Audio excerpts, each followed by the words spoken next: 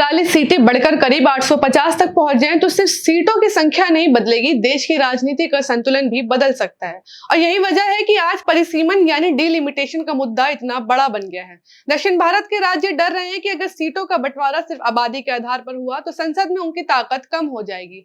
आज हम इसी पूरे मुद्दे को गहराई से समझेंगे और ये भी जानेंगे कि इसका लोग विरोध क्यों कर रहे हैं। नमस्कार, बहुत स्वागत है आपका। आप देख रहे हैं इनकलाब हिंदी और मैं हूं आपके साथ माहिम खान।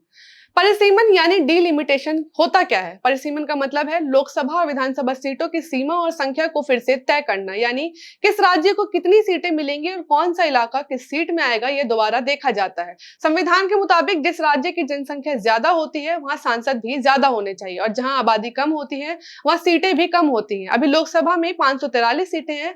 सरकार 2011 के जनगणना के आधार पर परिसीमन करके सीटों की संख्या लगभग 850 तक ले जाना चाहती है, यानी लगभग 300 नई सीटें जोड़ी जा सकती हैं। इसका इतिहास क्या है? भारत में संसदीय निर्वाचन क्षेत्रों का परिसीमन 1951, 1961 और 1971 में हुआ था। इसके बाद ये प्रक्रिया लगभग 50 साल तक रोक दी गई। क्यों? क्योंकि 1970 के दशक तक यह साफ दिखने लगा था कि देश के अलग अलग हिस्सों में जनसंख्या बढ़ने की रफ्तार अलग है। उत्तर भारत में जनसंख्या तेजी से बढ़ रही थी, जबकि दक्षिण भारत में परिवार नियोजन और शिक्षा के कारण जनसंख्या नियंत्रण बेहतर था। अगर उसी समय सीटें जनसंख्या के हिसाब से बदल दी जाती तो उत्तर भारत के राज्यों को ज्यादा सीटें मिल जाती। इससे दक्षिण भारत को डर था कि संसद में उसका प्रतिनिधित्व कम हो जाएगा। इसी वजह से 1976 में इंदिरा गांधी की सरकार ने परिसीमन पर रोक लगा दी, यानी सीटों का बंटवारा उसी पुराने ढांचे पर रोक दिया गया। उस समय यह तर्क दिया गया था कि अगर तुरंत परिसीमन किया गया तो आबादी में फर्क की वजह से राजनीतिक असंतुलन पैदा होगा। सरल भाषा में, जिन राज्यों की आबादी ज्यादा है वे ज्यादा ताकतवर हो जाएंगे और बाकी राज्यों की बात कमजोर सुनेगी। लेकिन इस फैसले के पीछे राजनीतिक सोच भी थी। उस दौर में उत्तर भारत में कांग्रेस की पकड़ कमजोर होने लगी थी और अगर सीटें जनसंख्या के हिसाब से बढ़ती तो उत्तरी राज्यों का राजनीतिक प्रभाव और बढ़ सकता था। इसलिए परिसीमन को टाल दिया गया। यानी उस समय का यह फैसला सिर्फ तकनीकी नहीं था बल्कि राजनीतिक भी था। बाद में अटल बिहारी वाजपेयी की सरकार ने इस मुद्दे को पूरी तरह खत्म नहीं किया, लेकिन उसे आगे के लिए टाल दिया। 2002 में 84वां संविधान संशोधन लाया गया। इसके तहत लोकसभा और विधानसभा सीटों की संख्या को 2026 तक फ्रीज कर दिया गया। मतलब यह कि सीटों की संख्या अभी नहीं बदलेगी, लेकिन चुनाव में होने वाली जनगणना के बाद भविष्य में परिसीमन किया जा सकता है। वाजपेयी सरकार का तर्क था कि अगर 2026 तक इंतजार किया जाए तो तब तक जनसंख्या का गैप कुछ हद तक स्थिर हो जाएगा और नई व्यवस्था अधिक संतुलित होगी। लेकिन इससे दक्षिण भारत की चिंता खत्म नहीं हुई, क्योंकि डर वही रहा। अगर नई गणना भी 2011 जैसे आंकड़ों पर आधारित होकर सिर्फ आबादी के हिसाब से होगी तो उत्तर भारत को फायदा और दक्षिण को नुकसान हो सकता है।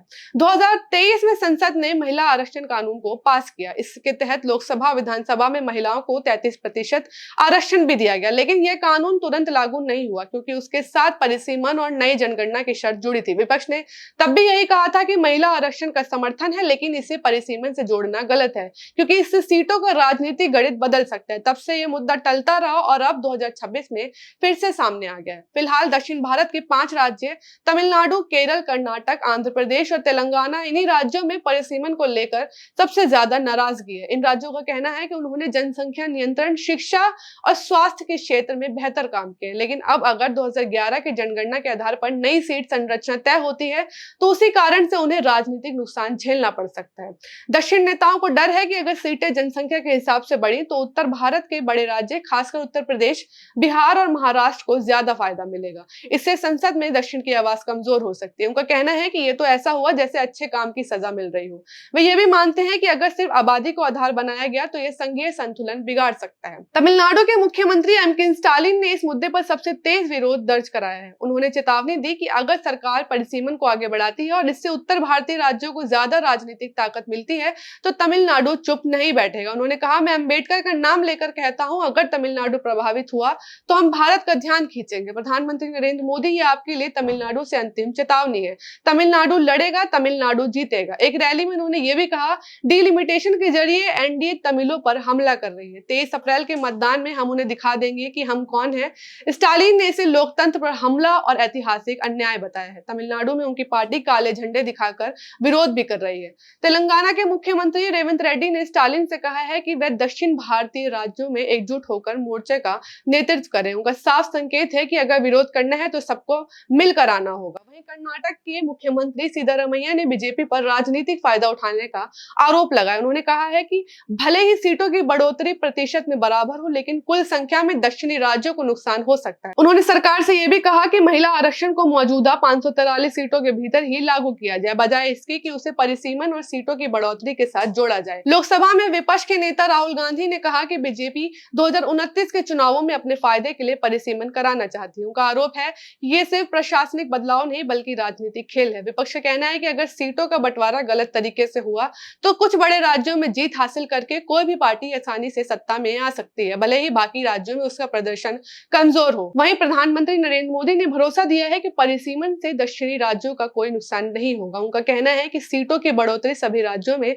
समानुपातिक होगी। बीजेपी सांसद के लक्ष्मण ने भी कहा कि सरकार आनुपातिक आधार पर परिसीमन करने की योजना बना रही है ताकि किसी भी राज्य, खासकर दक्षिण के राज्यों को नुकसान ना हो। लेकिन यहाँ एक बहुत बड़ी बात देखने को मिल रही है। विपक्ष पूरी तरह से परिसीमन के खिलाफ है, लेकिन महिला आरक्षण बिल के पक्ष में है। वे कह रहे हैं कि महिला आरक्षण को 2023 में तैयार मानकर ही अभी लागू कर दिया जाए, यानी मौजूदा 543 सीटों पर 33% आरक्षण लागू किया जाए, जैसा कि मूल नारी शक्ति वंदन अधिनियम में सुझाव था। विपक्ष का तर्क है कि सरकार महिला आरक्षण को बहाना बनाकर परिसीमन, सीटों की संख्या और जनसंख्या आधारित नई मोर्चेबंदी में लगी है। वे दोहरा तर्क रख रहे हैं। पहला, परिसीमन से दक्षिण और छोटे राज्यों की आवाज कमजोर होगी। दूसरा, इससे एससी, एसटी और ओबीसी के अधिकारों और आरक्षण पर भी फर्क पड़ सकता है। इसलिए विपक्ष का दावा है कि भाजपा 2029 के चुनावों को जीतने की रणनीति के लिए अभी से सीट गणित बदलने पर काम कर रही है। आपकी इस पूरे मुद्दे पर क्या राय है, हमें कमेंट में लिखकर जरूर बताइए। शुक्रिया।